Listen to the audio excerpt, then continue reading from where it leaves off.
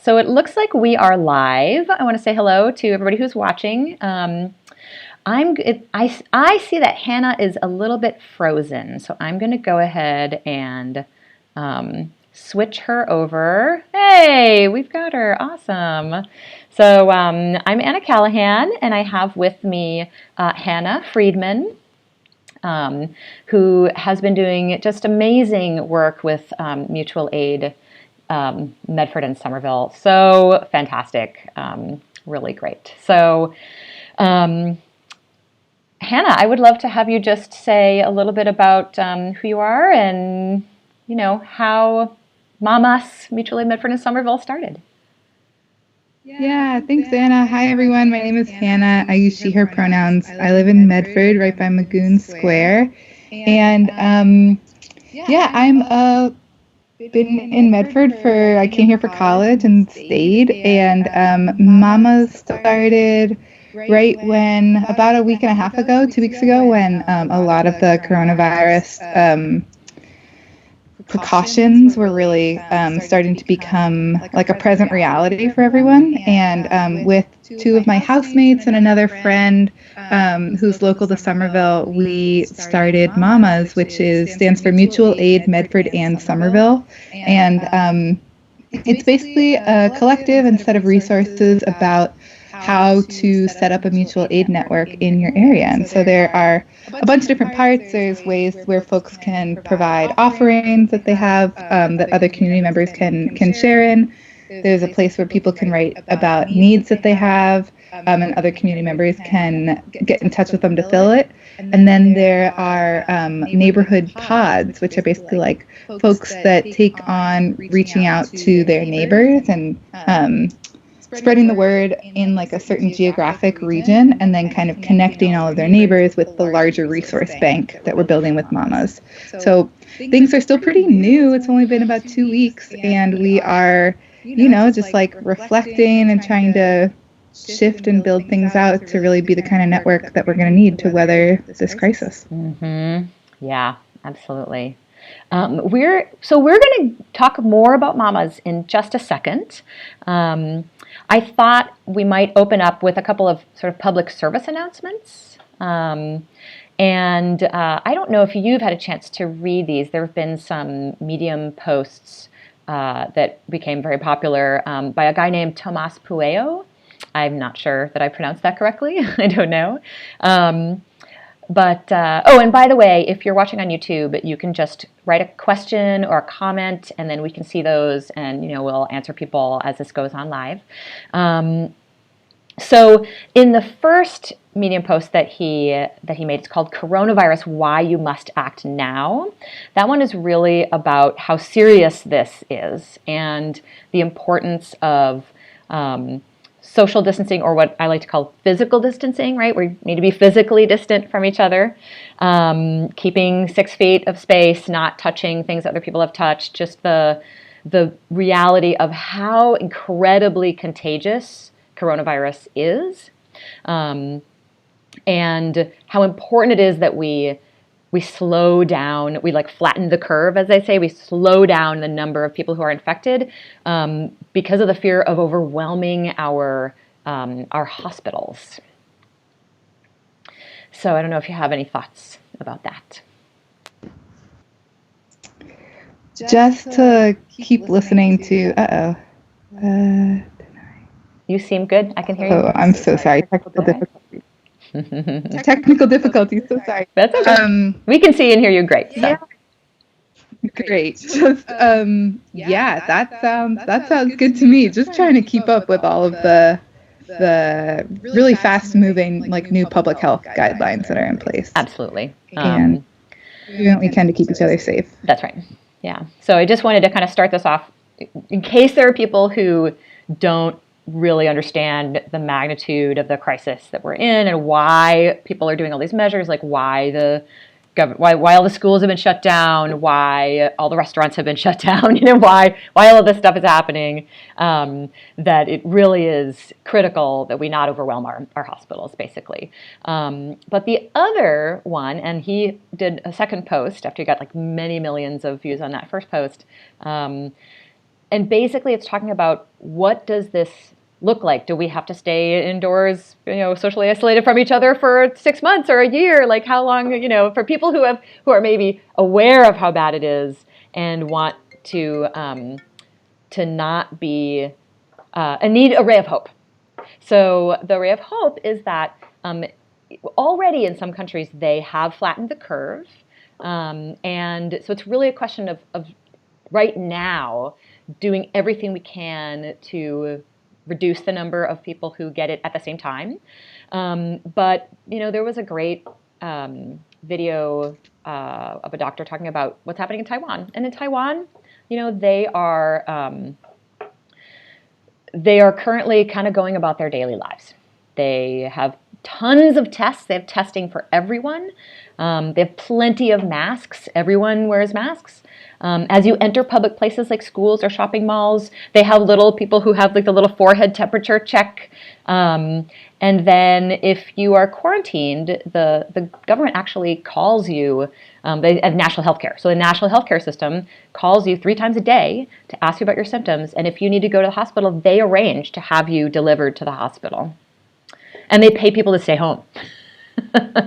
So, there's a lot of hope there that we are not going to have to live like this forever. And if we can just, be good for the next few weeks, we'll see. Every country's different, every region is different, but hopefully we can get it under control and have some hope for more normal lives soon.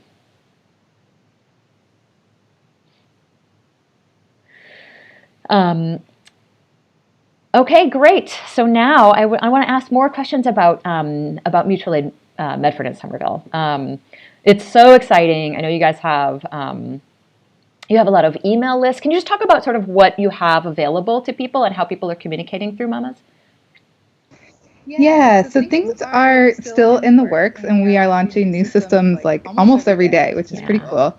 But right now, the things that we have available for folks are to connect via the needs and offerings spreadsheets, which can be found on our website, mutualaidmamas.com.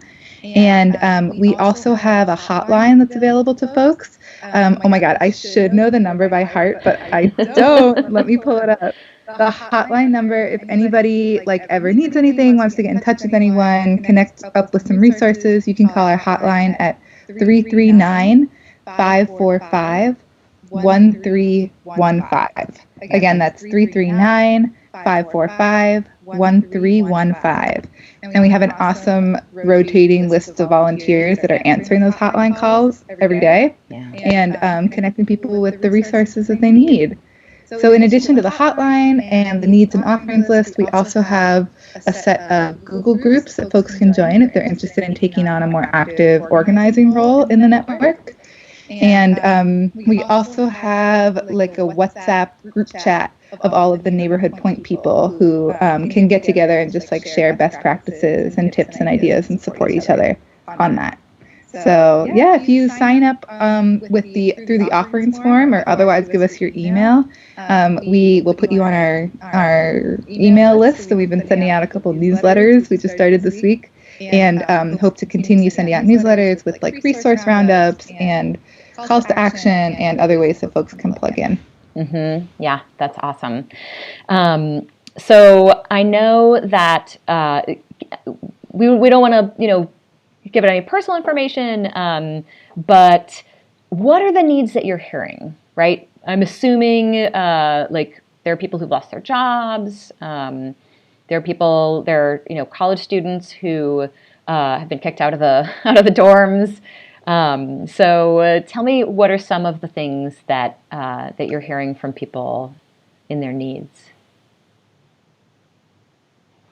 Yeah, it really runs the gamut. Folks are in all kinds of different situations. And like you lifted up, there's a lot of college students that were needing, especially right when Tufts was closing, some rapid response support and some housing support. But we've also just had folks who are either immunocompromised and self-quarantining, or folks who might B might have been exposed and are self-quarantining, who need support in getting groceries from the grocery store and picking up their prescriptions and running errands.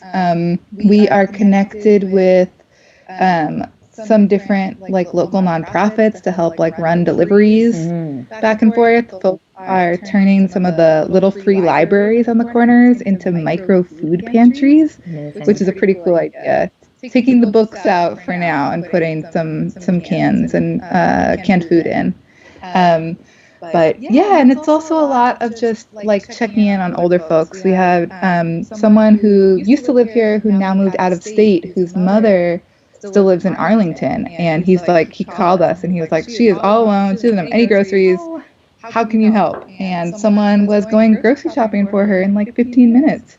And yeah, stuff like that. There was a pretty funny and really sweet example right on St. Patrick's Day of an older woman who was really disappointed to be missing out on her annual community corned beef dinner, and posted about it on the needs group, and somebody responded and went to the grocery store and bought the ingredients and cooked her a corned beef dinner and delivered.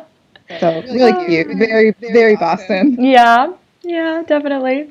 I want to go ahead and take this opportunity. There was someone who posted a need, and for the show we kind of reached out to a few people, and she said she's very happy to have her email that she had sent read on the show. So I'm just going to read the very opening. My name is, she said it was fine her name, so my name is Ivy Ryan, and I am a Somerville-based actor and teaching artist, and I just lost 3/4 of my income, and I'm scrambling to make it through March and April.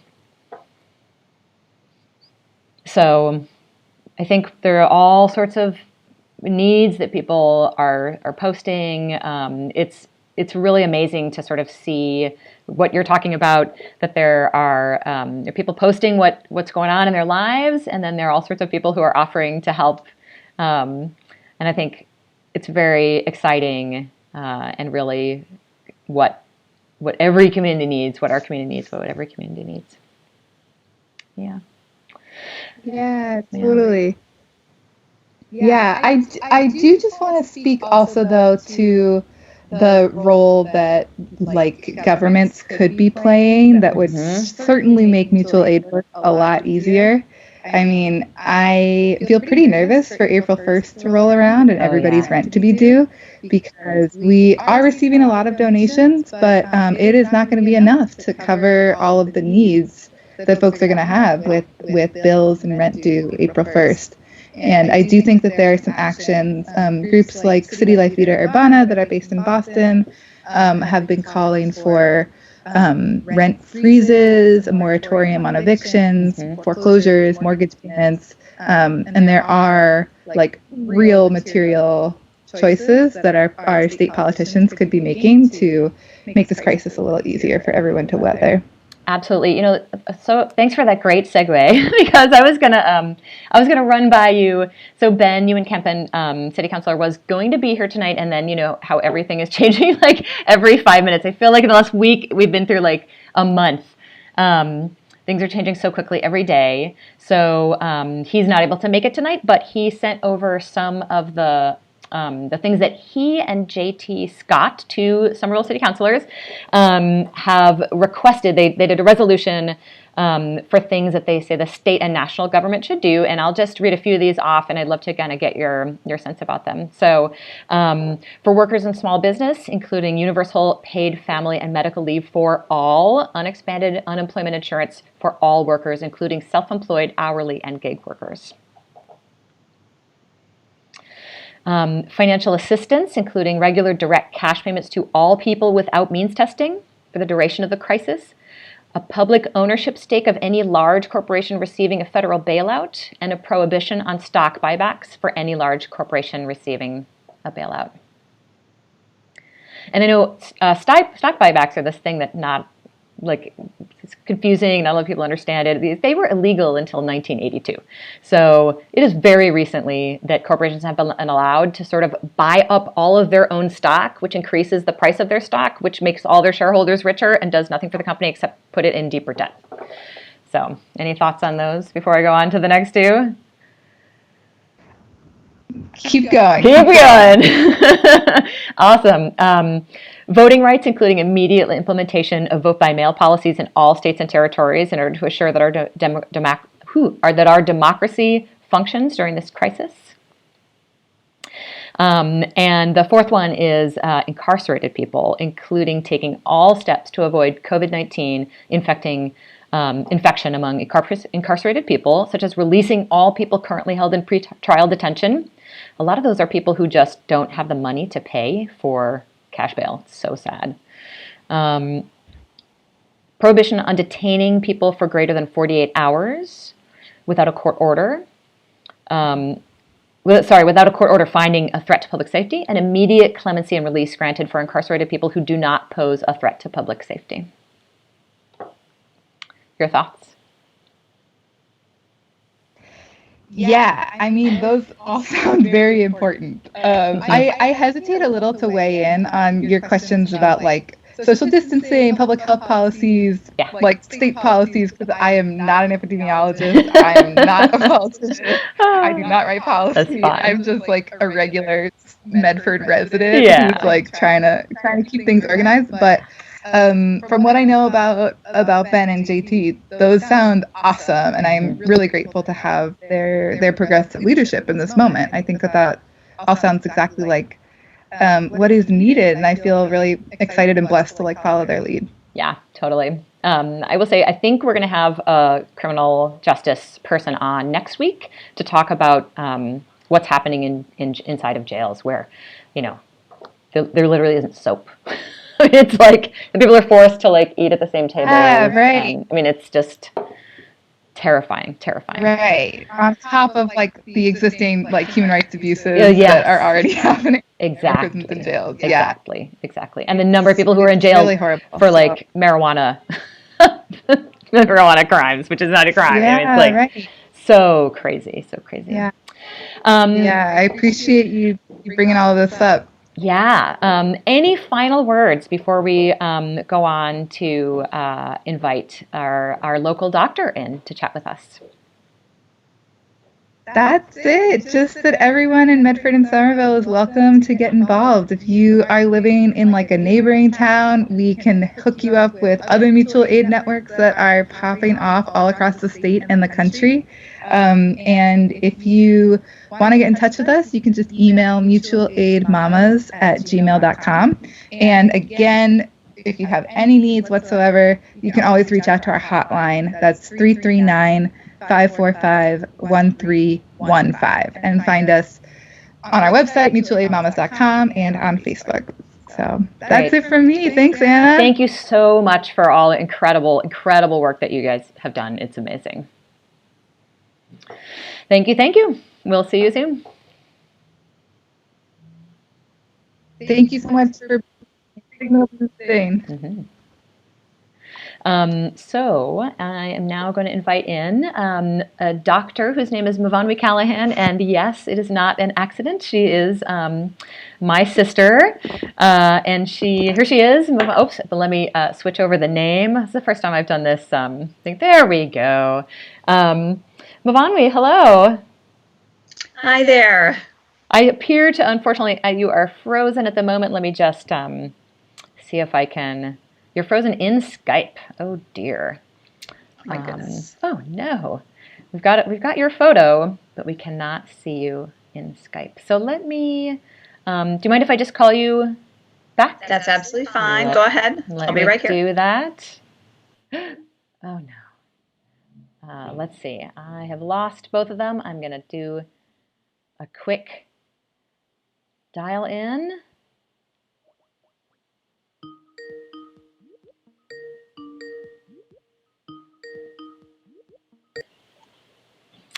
All right. Hello. Hey, it's Daphnee B. Hi. Hang on one second. I'm going to see if I can get my sister in here. Daphnee is going to be on with us in just a minute. Hi there. Hopefully this is working. Great. Give me 1 second. I'm going to switch over the camera. That looks perfect. Yeah. 1 second here. Okay, hi. Excellent. Great to see you. So, Likewise. first, if you don't mind just introducing yourself for the audience. Sure, absolutely. I'm Myfanwy C. I actually practice right here in Medford Center. I'm a primary care internist, and I've been working in Medford for about 4 years. And in Somerville, I was a Somerville and just living there for about 15 years. Great. That's awesome.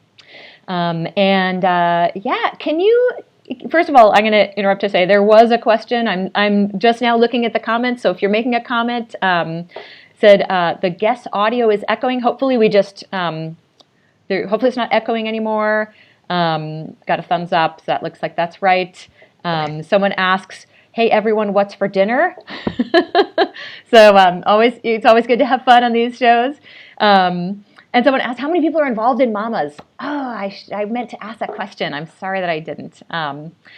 Next time we'll get some updates on that. So, Myfanwy, I would love to ask you just a general question, like what is it like to be a doctor here in Medford during this craziness? I have to say it's not like anything I've ever seen before. And I think everyone could say that.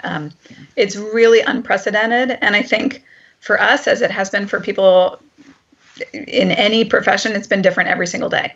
So we actually have been having meetings every day, sometimes multiple times a day, as the guidelines have changed, as the testing has become available, as the epidemic is expanding. And so just trying to keep up with the latest recommendations has been one of the difficulties as we go along. So can you give an example of like a recommendation that was yesterday or the other day? One of the big difficulties that we're still struggling with is the lack of enough tests. And I will just frankly say there are not as many tests as I would like to have for coronavirus.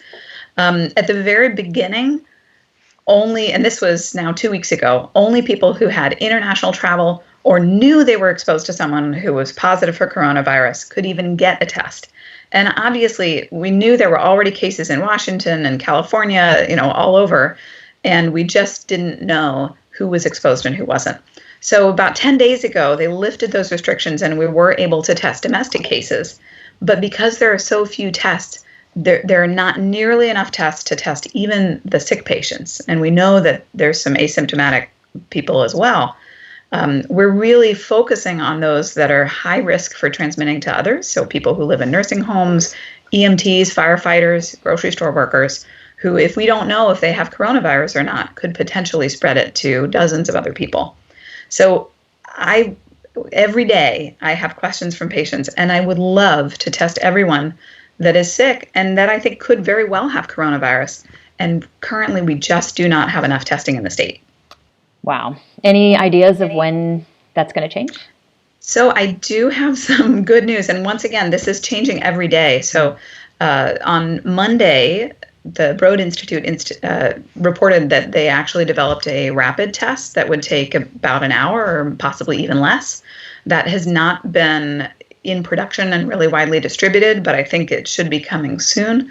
So there is some news, but I still feel that right now we have a test that takes 3, 4, 5 days to come back, sometimes even more. And people are sheltering in place, not just sheltering, they're quarantining, their families quarantining, their friends are quarantining, and it has a huge effect. Yeah. And if we only had the testing, then people could get tested and they wouldn't have to. Exactly. Then we'd be able to have the people who need to be quarantined stay home, and the people who can go back to work, go back to work. That's been affecting our providers as well, because right now our biggest effort is to do no harm. So any provider that walks in and has a sniffle, we really have to take them out until we get them tested so that we know that we're not spreading it to our patients. And so one of the issues we've had is that we have multiple providers who are quarantined and they're not able to see patients, which means that limited number of providers has to see everyone else. Yeah. How can you talk a little bit about other ways that clinics that are still open are protecting both the clinicians and the patients? Absolutely. So one of the things that we've established, we actually have 6 centers across the state that do drive-through testing. And so this is really key because when we have someone that we think may have coronavirus, we can do the testing, we can get that information to them, and they never walk in the building. We know that this is passed through droplets, but also if droplets fall on a surface, a table or a doorknob, it can get passed from person to person. So we're really doing our best to limit the exposure of people who might have coronavirus to people who don't. The other thing that we've done is we've really switched over a ton of visits to telephone or video visits. So, for example, people who might have had their diabetes visit with their doctor, now they will talk about their blood sugars over the phone, they'll talk about any side effects, but we may not bring them in because we know that diabetics, for example, are at higher risk of complications. Yeah. And then the other piece is that we're actually canceling a lot of elective visits. I say elective, what I mean is kind of preventive care, what usually we want to do to keep people healthy. But those physicals, regular check-ins, we're just postponing for now. And I know that's true at other hospitals too. They're canceling all of the surgeries that don't have to be done right now, knowing that bringing people into the center could help contribute to spread, and that we're going to need that capacity as the numbers keep skyrocketing. Yeah. And so one thing I also wanted to ask you about, just because I know we've talked about a little bit, is there's some sort of rotation schedule. There's specific places where the COVID patients are being sent and other places where they're not coming in, and then there's a rotation schedule. Can you talk a little bit about that? So, for example, we have those 6 sites that do the drive-through testing. They're seeing all the patients that normally would be spread across multiple practices. Anyone that we even think could have coronavirus goes to those testing centers, which allows the other testing centers to see other patients that need to be seen. You know, people still sprain their ankle, they still get appendicitis, they still need to come in from time to time. And we just want to protect those patients who have the usual things from getting coronavirus. Yeah. And is there a rotation of... Yeah, so I mean, for example, we're trying to let every doctor know that we just are going to be as flexible as possible. So I'm going to be working at one of the coronavirus sites where we have a rotation of people who can. I mean, some people obviously have medical reasons why they really shouldn't be in those sites. Yeah. So we're trying to find physicians that can do that and rotate them through, both for relief of the people who are seeing all the coronavirus patients, and also just because we know with quarantining, with the possibility of getting sick, we're going to need extra providers. Yeah. Healthcare workers are really at very high risk of getting this, and we know that, and we're willing to do that and be there for people. But at the same time, we're going to need those second ranks and those third ranks to come in when those providers are out for a couple of weeks. It's really incredible, the sort of organization that is happening between these different hospitals and different, different sort of corporate entities, right? So there's, various different organizations that own different clinics. And so it's really amazing to see that all this coordination happening. I know that some of the hospitals are already outreaching to other centers, community health centers, our centers, to see if there are physicians that could work in the hospitals when that need comes to pass. And as much as that may feel like disaster preparedness, it's exactly what we're doing. We want to be prepared. Hopefully it doesn't get to that point. Right. Hopefully everyone's work with staying at home means we really flatten the curve. Yep. But if we need to, we want to make sure that we know who we can call in. And right now, just to talk a little bit about the numbers, we had over 700 cases yesterday. We're at over 1,800 today. Ooh. So we're really on that steep end of the curve. So we don't know exactly where this is going to flatten out, but it's definitely not there yet. And the idea of flattening the curve is that the action you take today will flatten the curve 10 days from now, something like that? Absolutely. So one of the key pieces is that if we don't exceed the hospital capacity, then everybody can get the care that they need. Yeah. The worst case scenario is what we've seen in Italy, where they're really making choices about who gets a ventilator and who doesn't. And we just do not want to be in that situation. Right. Now, we're very lucky in Boston that we have a lot of hospital resources. I think we saw that in the Boston Marathon bombing, where there were a lot of victims, but we had the resources to really take care of everyone who was injured. And I'm hoping that we are able to pull through this because of all the resources that we have and the preparations that we're doing. Yeah. And you were mentioning earlier today, I think, that we have more hospitals and medical clinics per person than most places, or? Than most places, exactly. I mean, Boston is fairly unique. We have a ton of teaching hospitals and just a lot of hospital systems. And for this situation, that's actually a real blessing. So we're in a good position, but I do think that everyone is taking this very seriously. Already, hospitals are seeing a lot of coronavirus patients. And once again, we don't want to get to that point where we don't have enough beds. Yeah. So all you out there, this person you're seeing on the screen is one of the people that you will save a big nightmare and headache and staying up late and working too hard and maybe getting coronavirus if you stay home, keep your 6 feet distance, wash your hands. Can you just say one little thing about why washing your hands is really effective, that is effective and why it's effective? So we think about droplets and people coughing and sneezing, but the truth is we all touch our face 100 times a day or more. And so the truth is that when you just scratch your nose, then you might have coronavirus on your hands. And so you have to wash your hands regularly. And if you go grocery shopping, I just really encourage people to wash their hands after they get home to make sure that everything from when they were out is off. And the good thing about washing your hands is like the virus itself is encased in like a lipid. And Absolutely. Thank you. Yes. So it has kind of a coating of fat around the outside. So if you break up that fat, the virus can't survive. And so the truth is that just good old regular soap and water works. Use it regularly. You don't need to make hand sanitizer. You can just use regular soap. It works just fine. Wonderful. Thank you so much. Thank you, of course, for the work that you're doing. You guys are the heroes of the day, the week, the month, the year, probably. And thanks for being on. Absolutely. Thank you. Good luck out there. Okay. Be safe. Okay, so our next guest is Daphnee B. Here she is. Hey, Daphnee, how are you?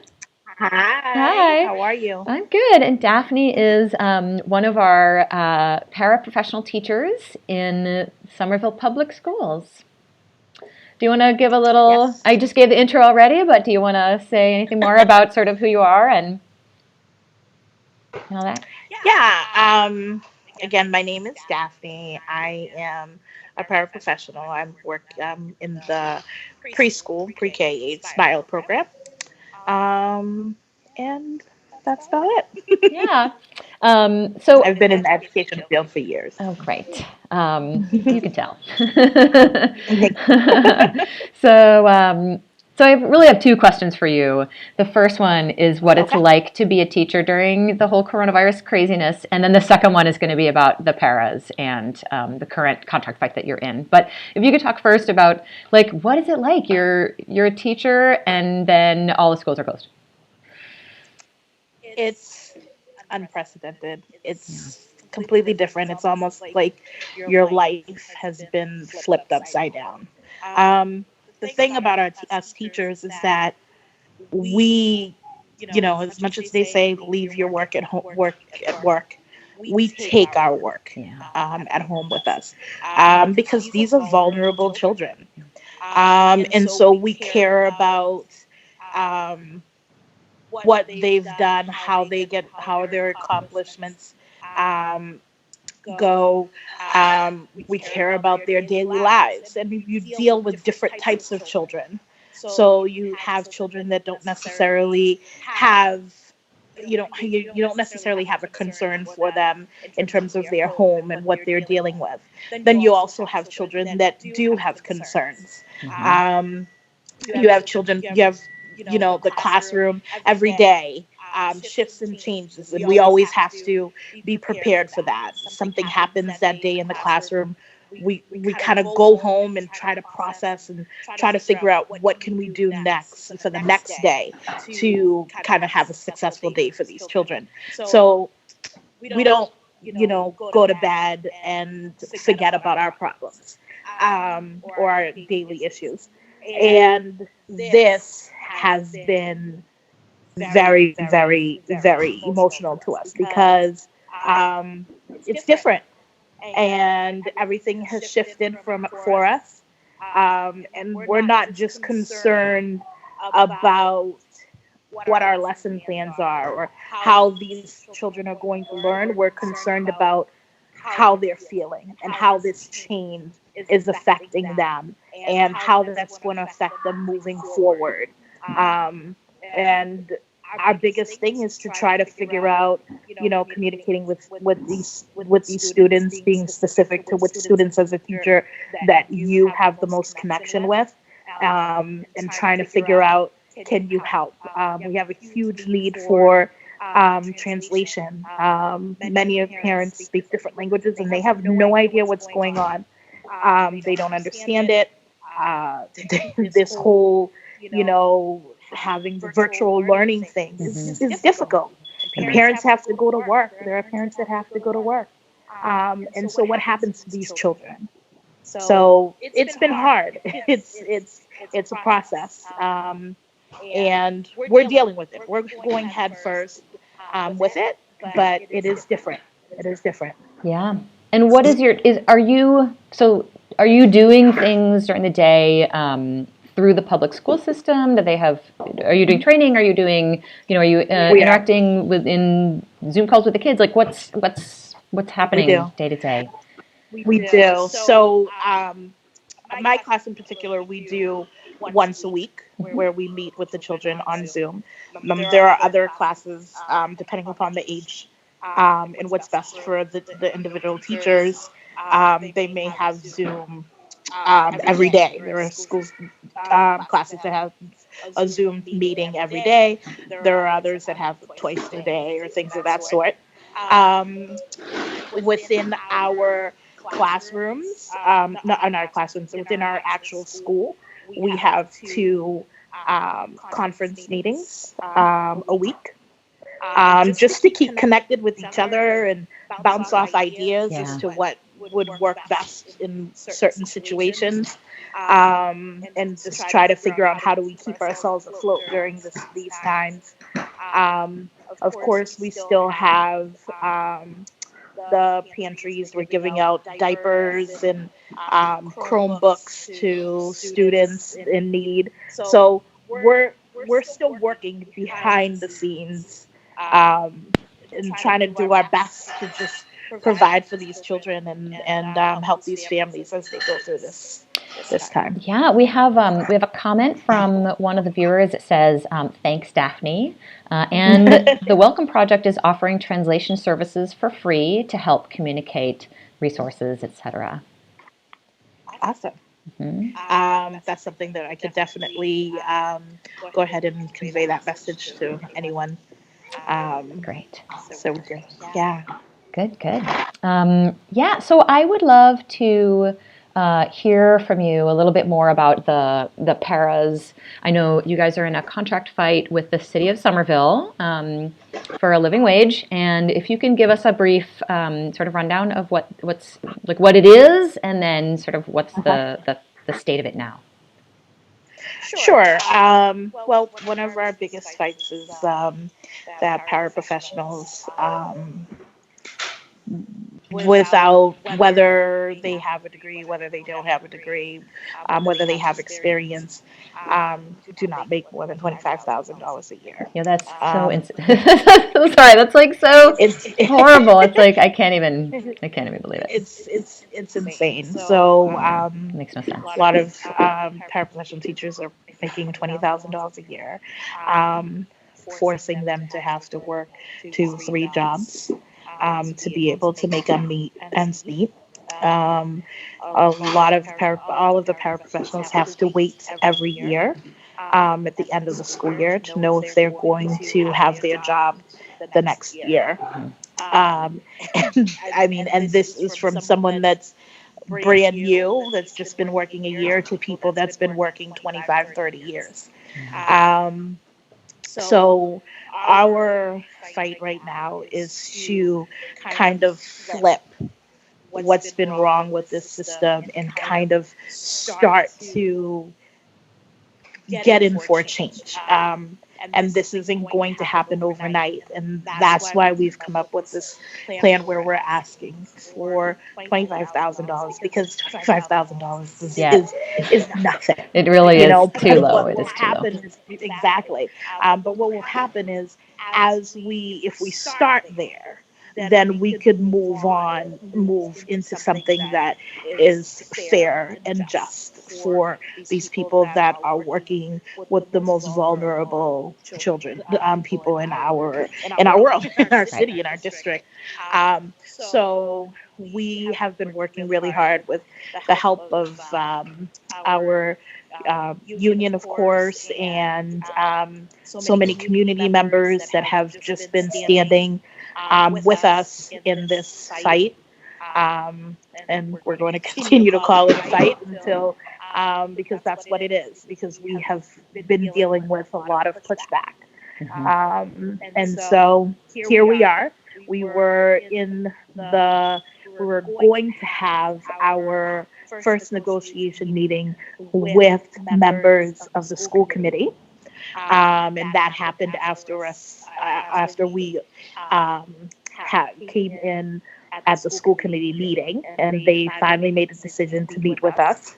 But unfortunately, everything coronavirus came in, and we weren't able to have that meeting. It was canceled as schools were closed that day.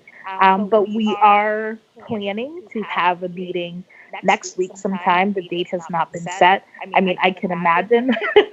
I mean, we said next week, but that was before Governor Baker said that we have to have school doesn't probably start until May 4th. Yep, that just happened today, right?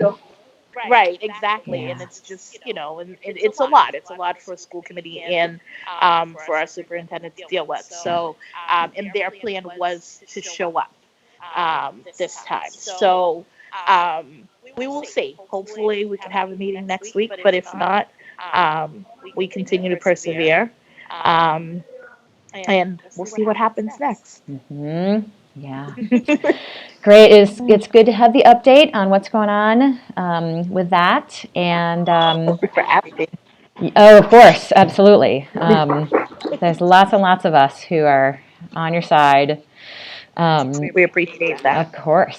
So, yeah, great to talk to you. Do you have any final thoughts? By the way, anybody has questions, we can always throw your questions up here. You can just put them in the comments in the YouTube comments section. So, yeah, if you have any final thoughts you want to about how can we weather this? How can parents get through this time? We have no childcare. How do we do that? I mean, I need your help. It's crazy. But yeah, the biggest thing that they need right now is to feel as though they have a strong support system. And I know that we're going to have work for them. We're going to,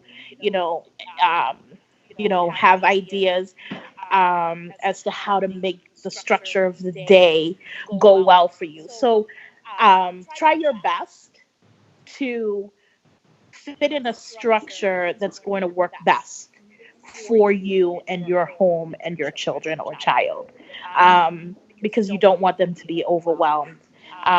Let them have fun. This is different for them, and they miss their teachers. They miss their classmates. I mean, I have my daughter with me, and she tells me every single day, I miss school.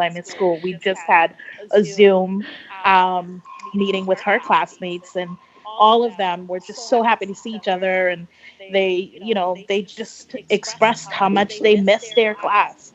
And so it's different. And so, think of those things and find things that they enjoy, keep them entertained. Entertainment is learning. A lot of people think that, a notebook and paper is part of the learning process, but there's so much more in daily interactions. There's so much that a child can get with a walk outside with you and the dog, or just an adult in the conversation. They are learning, they're sponges. So take advantage of that and go from there. Yeah. Yeah, and by the way, like being outdoors, A-okay, right? So A-okay. this whole stay-at-home thing doesn't mean you can't like go for a walk, go for a bike ride, go to a park and stay 6 feet away from the other people. Right, exactly. And Yeah. and that's the best time for them because they need it. Yeah.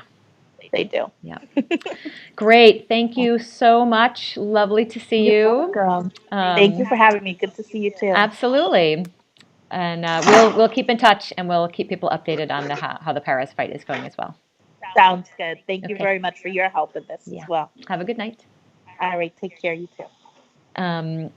And so that's it. We're going to go ahead and I will close up just with a reiteration that number one, I have a lot of comments coming in.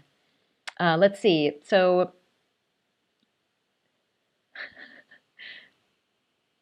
this is funny. Living in a roommate situation can be tricky in easy times. How do you convince roommates who won't agree to stop having guests over to agree? Is having one guest in your personal quarters over okay? Wow, that's a very interesting question. Who knows who is the best person to answer that question? I have lived with roommates for pretty much my entire adult life. I live in co-ops, and my family now lives in co-op, and we love our housemates. But we all sat down and we had the conversation about, who was going to be invited over, who was not going to be invited over, where is it okay for us to go out of the house? Real conversations about the sort of danger, the actual danger of what it could be like, and not like, I know a lot of people, because it's more dangerous for people who are older, maybe younger folks are thinking like, oh, well, even if I get it, it's like the flu, it's not a big deal. Like, even if you are okay, and even if it is like a regular flu for you, or even if you do not show symptoms, the reason this thing, my sister who was just on was saying that there were 700 and something cases yesterday in Massachusetts and like 1,700 cases today. So more than doubled the number of cases that we saw come in.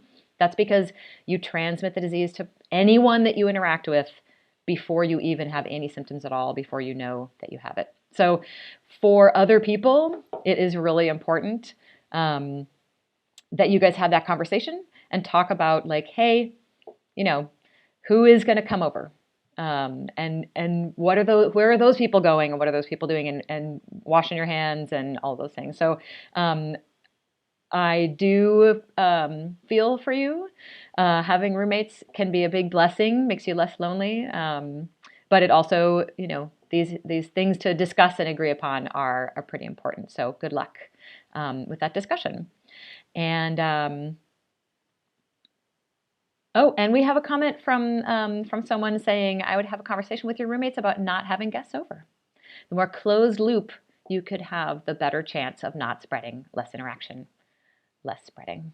So great. And then finally, I will put, I don't know how to do it right now. I'm still new to this thing of broadcasting at the same time as having other speakers on, so using some new software. But I'm going to put some links to the Tomás Pueyo articles, the Medium articles, and about why you must act now, so the importance that might be helpful with the roommate discussion, and then the hammer and the dance, which is a really good article that gives you hope that we're not going to be here social distancing forever. I also have someone commenting saying that if it's multiple roommates, then having a group conversation and getting everyone on the same page is really important. And I totally agree with that.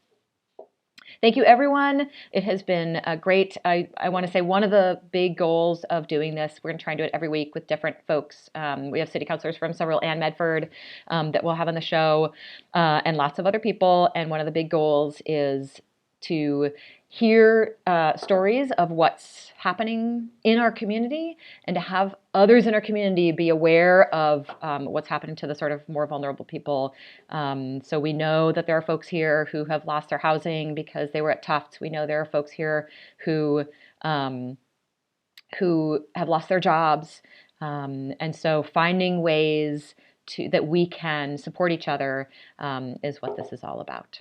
Thank you, everyone. We're going to sign off for now. You can always go to annacallahan.com/getupdates to sign up there to make sure that you hear about future shows that we're going to have. We'll try and have them once a week. Thank you. Bye-bye. Stay safe.